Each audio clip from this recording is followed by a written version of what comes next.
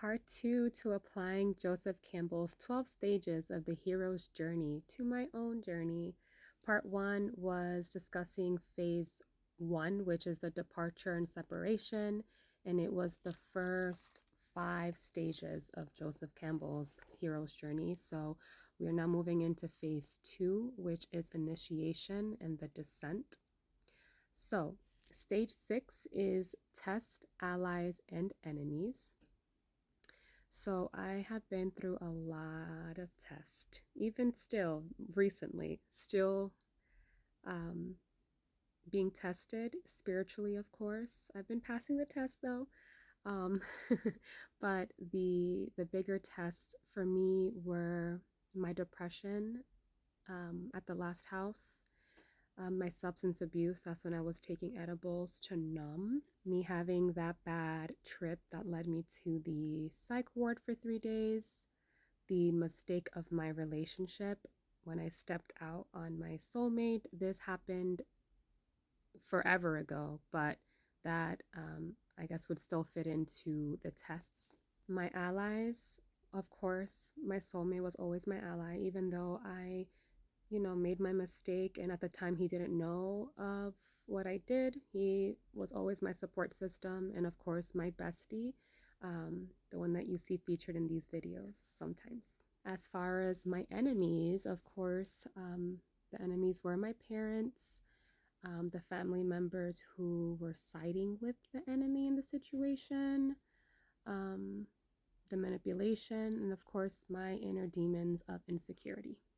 Stage 7 is approach to the innermost cave. So this was the point where I was so low and depressed. This is when I decided to give my parents a second chance to make it right. And then this was the most dangerous part of the journey, I guess, because I was returning to the source of the pain. Stage 8 is the supreme ordeal.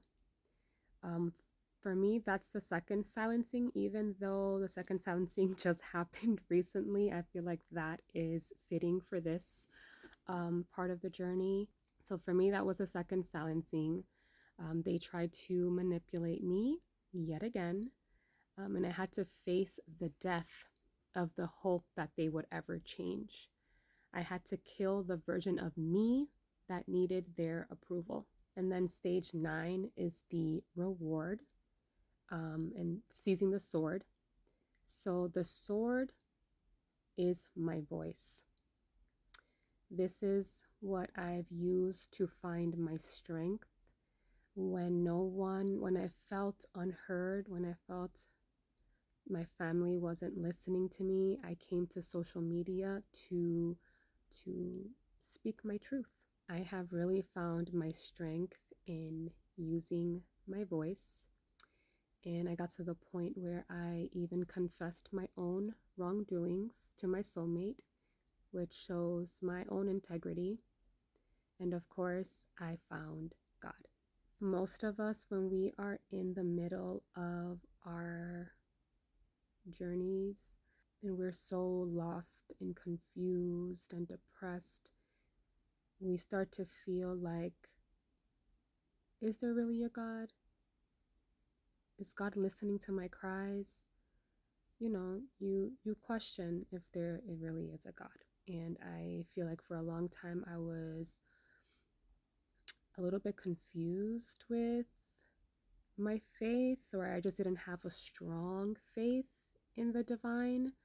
But I did end up finding out that God had been with me the entire time, as well as the ancestors, which of course live within your DNA.